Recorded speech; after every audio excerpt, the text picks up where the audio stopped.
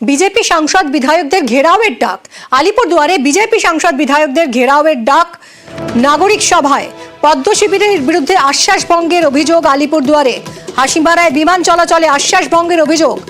আলিপুরদুয়ারে কেন্দ্রীয় হাসপাতালে টালবাহানার অভিযোগ। পদ্ম সাংসদ বিধায়কদের তাই ঘেরাওয়ের ডাক নাগরিক কনভেনশনে। আলিপুরদুয়ারে বিজেপি সাংসদ বিধায়কদের ঘেরাওয়ের ডাক নাগরিক সভায়। আলিপুরদুয়ার জেলাবাসীর যে বঞ্চনা, এই দুটো দাবি নিয়ে যে আলিপুরদুয়ার জংশনে রেলের কেন্দ্রীয় হাসপাতাল এবং হাসিমারা এয়ারপোর্ট, এই দুটো দাবি নিয়ে আমাদের একটা সুস্পষ্ট আন্দোলন।